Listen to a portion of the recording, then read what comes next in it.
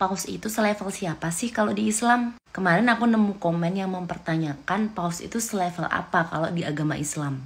Ada juga yang ngejawab selevel ulama, tapi bukan. Menurut kalian ada nggak di dalam Islam yang kedudukannya itu selevel kayak paus di agama Katolik? Nah, paus itu adalah pemimpin tertinggi umat Katolik sedunia. Kalau dalam Islam ada nggak ya pemimpin tertinggi umat Islam sedunia? Jawabnya harusnya ada, tapi sekarang nggak ada. Dalam Islam itu ada yang disebut dengan khalifah, yaitu penerus kepemimpinannya Rasulullah dalam mengatur urusan umat. Dia itu pemimpin umat Islam sedunia dalam hal agama sekaligus dalam hal politik. Udah dihapus sejak tahun 1924. Jadi peran khalifah bukan cuma memimpin sholat, tapi juga mengerahkan pasukan jihad. Kebayangkan besarnya potensi umat Islam di dunia kalau bersatu kayak apa? Makanya khilafah dihambat.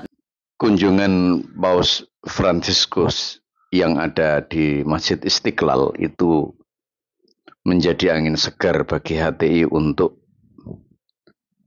menggaungkan lagi tentang bagaimana konsep khilafah, sebuah kepemimpinan yang dianggap mampu menjadi solusi bagi kerukunan umat Islam sedunia.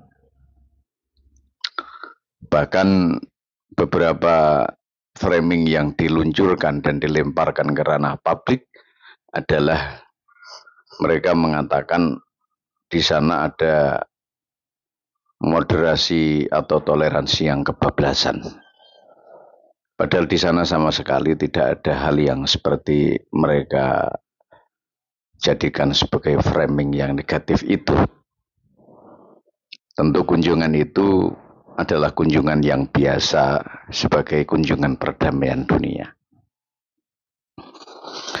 Lalu mereka menganalogkan sebuah kepemimpinan besar yang ada di Islam, dianggap yang cocok adalah kepemimpinan khilafah, yang sebenarnya khilafah sudah menjadi bangkai.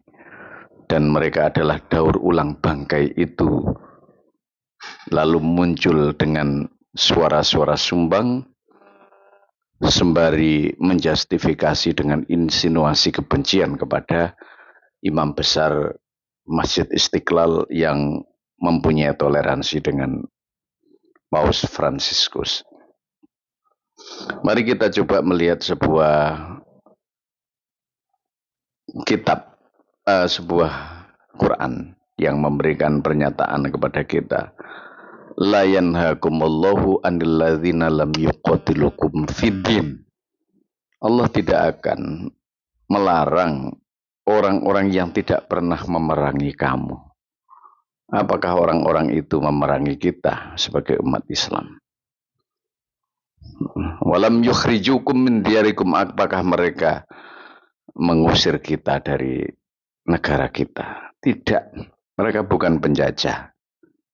Mereka adalah orang-orang yang ansih ingin, ya, kelompok dari Paus adalah dengan safarinya ingin ada toleransi dan moderasi di dunia Islam. Tapi orang HTI memberikan pandangan yang berbeda. Mereka kemudian meluncurkan tentang konsep khilafah. Bagaimana umat Islam menjadi akan besar nantinya kalau ada kepemimpinan seperti halnya orang-orang Katolik yang punya Paus Fransiskus itu sebagai pemimpin besar di dunia. Anda harus tahu bahwa legitimasi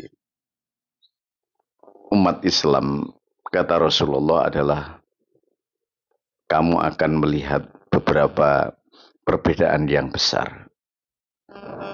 Ada banyak perbedaan-perbedaan dalam umat Islam. Secara logika, umat Islam yang berbeda tidak mungkin mereka bisa disatukan. Dan perbedaan itu tidak negatif. Perbedaan itu adalah ikhtilafu rahmati ummah. Perbedaan umat saya adalah rahmat, kata Rasulullah. Tidak mungkin secara rasional mereka bisa dijadikan satu dalam satu kepemimpinan. Mereka itu menginginkan itu supaya mereka menguasai. Lalu ketika mereka akan kita tanya siapa yang akan dijadikan dan siapa yang akan menjadikan. Yang akan menjadikan sekarang intervensi dan otoritas siapa? Mereka tidak bisa menjawab. Yang dijadikan siapa? Ketua atau pemimpin yang seperti paus itu menjadi pemimpin dunia dalam Islam. Gak mungkin. Gak akan mau dan gak akan terjadi. Itu hanya omongan-omongan rosokan atau rongsokan yang disampaikan oleh tokoh-tokoh HTI atau para generasi HTI. Mereka hanya menyampaikan cinta kepada Islam, tapi tidak cinta pada negara. Mereka adalah antitesis nasionalisme. Seperti halnya di Timur Tengah. Hancurnya Timur Tengah itu, negara-negara Libya, Syria, Lebanon, itu karena ulah HTI yang hanya cinta kepada Islam, cinta kepada agama religius, tapi tidak nasionalis. Maka kehancuran ada di negara mereka. Tidak sama seperti yang di Indonesia. Indonesia orangnya cinta agama dan juga cinta kepada negara atau cinta kepada pemerintah.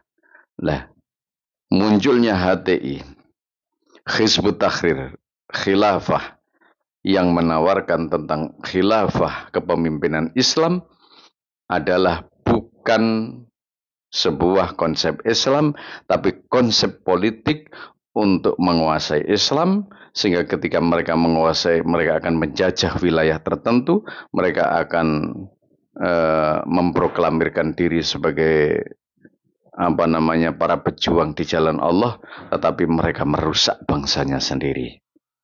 Seperti halnya di daerah-daerah Timur Tengah tadi. Oleh karena itu, maka berhati-hatilah dengan orang ini. Tidak mungkin ada khilafah lagi. Tidak mungkin ada HTI, karena HTI itu hanya besutan orang-orang yang secara politik mereka ingin membuat partai-partai yang ada di Palestina yang diketuai oleh Taqiyuddin An-Nabhani yang pada saat itu hanya ingin memerdekakan Palestina, tetapi yang terjadi adalah mereka kalah dengan partai-partai besar yang ada di sana, sehingga mereka menjadi orang-orang yang berkedok Islam, tetapi mereka sebenarnya kalau di Indonesia menjadi penjajah Indonesia. Semoga kita diselamatkan. NKRI harga mati lawan HTI. Wallahu a'lam bishawab.